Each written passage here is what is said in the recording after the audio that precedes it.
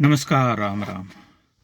कल की घटना के बाद यानी सीज़ फायर के बाद जैसे ही ये समाचार आग की तरह फैला, 5 मिनट के भीतर सोशल मीडिया पर हाहाकार मच गया और बड़ी संख्या में लोगों ने गाली देना शुरू कर दिया। गाली दी नरेंद्र मोदी को सबसे पहले कि बनिया, व्यापारी, मक्कार, कायर और जितनी भर्त्सना या गाली अपमान हो सकता है सब किया। यही लोग 5 मिनट पहले तक जब ये सीज़ फायर नहीं हुआ था तब जय जयकार कर रहे थे और कह रहे थे कि हिंदुस्तान का शेर है, भारत का शेर है, अभूतपूर्व है, ऐसा है, वैसा है। यह वैचारिक परिवर्तन जो हुआ वह एक घटना मात्र से कि आपने सुना कि भारत और पाकिस्तान के बीच में सीज़ फायर हो गया, ट्रंप ने यह सीज़ फायर करवाया और अब दोनों देशें जो हैं वो युद्ध विराम पर जा रही हैं, यानी कि अब दोनों के बीच में गोलीबारी नहीं होगी। अब इस घटना को हम थोड़ा ढंग से समझने का प्रयास करते हैं। मैं स्पष्ट कर दूं कि ये मेरे विचार हैं और मैं कोई इंटरनेशनल एक्सपर्ट भी नहीं हूं, न मैं वैश्विक परिस्थितियों का ज्ञाता हूं। मैं एक साधारण आदमी हूं, एक साधारण पत्रकार हूं और उसी दृष्टि से मैं आपके सामने अपनी बात कहना चाहता हूं। ऑपरेशन सिंदूर जिस दिन लॉन्च हुआ उस दिन पाकिस्तान के 9 आतंकी ठिकानों पर हमले के बाद ये अभियान समाप्त माना जाना था, क्योंकि भारत सरकार ने कहा कि हमने उनके आतंकी ठिकानों को चुन चुन करके टारगेट किया और वहाँ छिपे हुए लगभग 100 आतंकियों को हमने मारा। ये सभी जगह ये समाचार चला है। भारत सरकार ने इसकी आधिकारिक पुष्टि भी की, जिसमें कुछ बड़े आतंकी भी थे, टॉप के कमांडर भी मारे गए। इसकी पुष्टि वहाँ के चैनल्स पर भी हुई और वहाँ के वीडियोस जो सामने आए जिसमें कि वहाँ के सैन्य अधिकारी भी उन आतंकियों को फूलमाला चढ़ा रहे थे, उनके कॉफिन्स पर पाकिस्तान का झंडा था और वे लोग सलाम कर रहे थे, जो भी कर रहे थे। तो ये स्पष्ट हो गया कि भारत ने एक बहुत ही करारा जो है जवाब दिया है, एक प्रतिकार किया है, सांकेतिक और सच्चे अर्थों में जिसे हम कहते हैं कि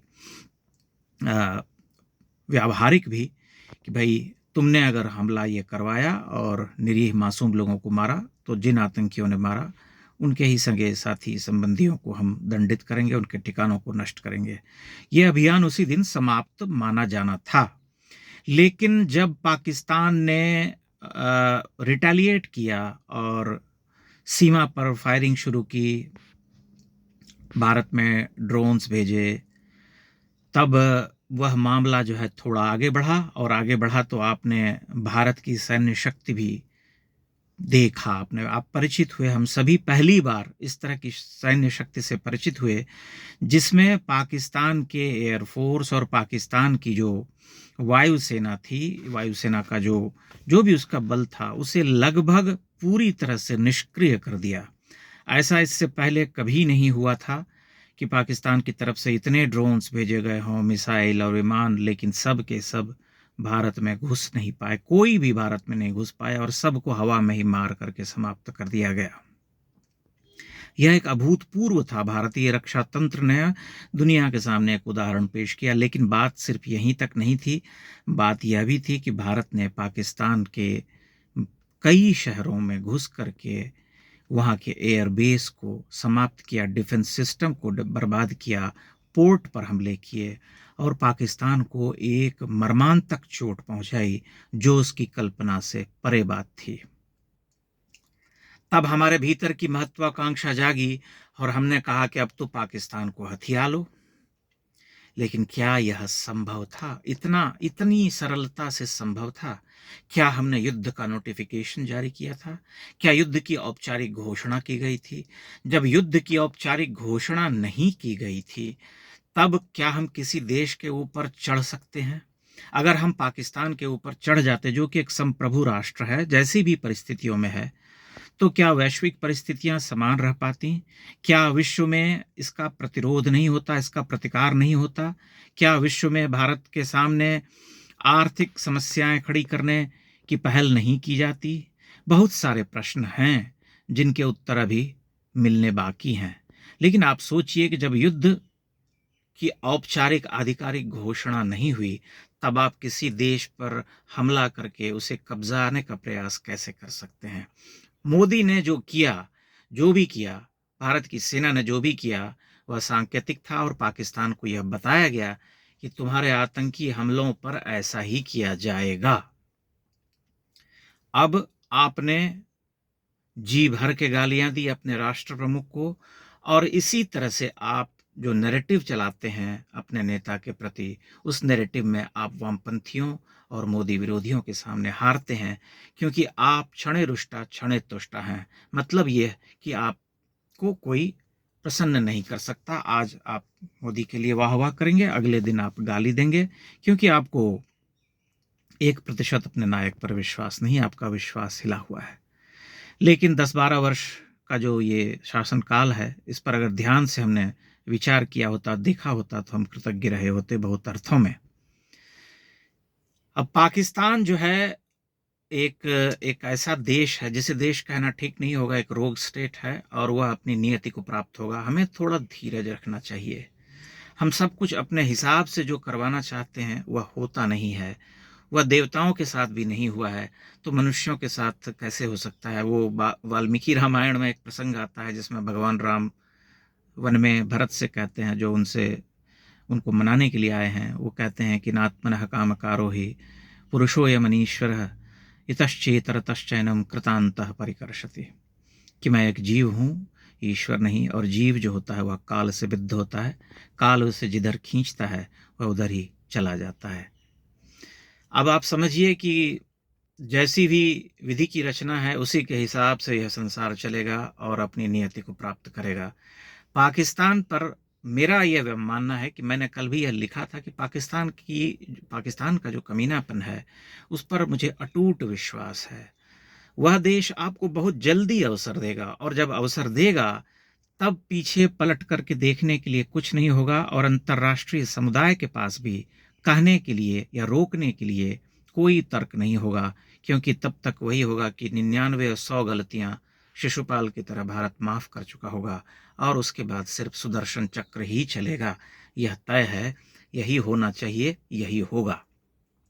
मैं आपको एक महाभारत का प्रसंग भी सुनाता हूं कि जब भगवान कृष्ण शांति प्रस्ताव लेकर के जा रहे होते हैं, तब द्रौपदी कहती है कि हे केशव, अब युद्ध तो नहीं होगा। तब भगवान कृष्ण हंसते हुए कहते हैं कि पांचाली, मुझे दुर्योधन पर अटूट विश्वास है, युद्ध तो अवश्य होगा। वही विश्वास आपको पाकिस्तान के ऊपर होना चाहिए, क्योंकि आप जानते हैं कि वह सुधरने वाला राष्ट्र नहीं है, वह राष्ट्र ही नहीं है, उसका कोई नेता नहीं है, उसका कोई राष्ट्रपति नहीं है, उसका कोई प्रधानमंत्री नहीं है, उसका कोई रक्षा मंत्री नहीं है। ये सभी मुखौटे हैं, ये सभी कब के कब हटा दिए जाएंगे, कब मारे जाएंगे, कब अप्रासंगिक हो जाएंगे, कोई नहीं जानता। वहाँ का जो सैन्य अधिकारी है वो आतंकियों की भाषा बोलता है, आतंकियों की जमात में वह शामिल है, जनरल आतंकियों की भाषा बोलता है, सभी मदरसा छाप हैं। उस देश का कोई माई बाप नहीं है। जिस देश में पूर्व प्रधानमंत्री और स्टार खिलाड़ी का यौन शोषण होता हो, 72 वर्ष की आयु में जेल में बलात्कार होता हो, उस देश की आप मनोदशा समझ सकते हैं कि वहाँ कैसे लोग रहते हैं। इसलिए आपको थोड़ा धैर्य धरना चाहिए और प्रतीक्षा करनी चाहिए। जैसा कि मैंने आपसे पहले भी कहा कि युद्ध की औपचारिक घोषणा नहीं हुई थी, इसलिए आप किसी भी देश पर चढ़ करके उसे कब्जा करने का विचार मन में नहीं ला सकते। जो ऑपरेशन चलाया गया था वो ऑपरेशन सिंदूर के साथ ही समाप्त हो जाना था, लेकिन एस्केलेट इसलिए हुआ क्योंकि पाकिस्तान ने जो है धृष्टता की। तो धृष्टता की तो उसे दंडित भी किया गया, अभूतपूर्व तरीके से दंडित किया गया। ऐसा करारा प्रहार तो उस पर इससे पहले कभी नहीं हुआ था। इसके साथ ही मैं एक और बात कहना चाहूँगा कि कुछ लोगों ने तत्काल प्रभाव से इंदिरा गांधी के उदाहरण देने शुरू कर दिए थे और कहा कि उन्होंने जो किया था वह नरेंद्र मोदी नहीं कर सके। अब आपसे मैं पूछना चाहता हूं कि इंदिरा गांधी ने क्या किया था? उस युद्ध में हजारों भारतीय सैनिकों की जान गई, पाकिस्तान के साथ एक और जिहादी देश का निर्माण अवश्य हो गया, और भारत ने जो भी जीता था वह सब कुछ निगोशिएशन के टेबल पर गंवा दिया। यहाँ तक कि अपने सैन्य जो बंदी थे, पाकिस्तान ने जिसको बंदी बना के रखा था, उसे उन्हें तक भारत वापस नहीं ले पाया, तो फिर आप कैसे कहते हैं कि उन्होंने बहुत महान कार्य किया था? आप भरोसा रखना चाहिए आपको अपने नेता के ऊपर।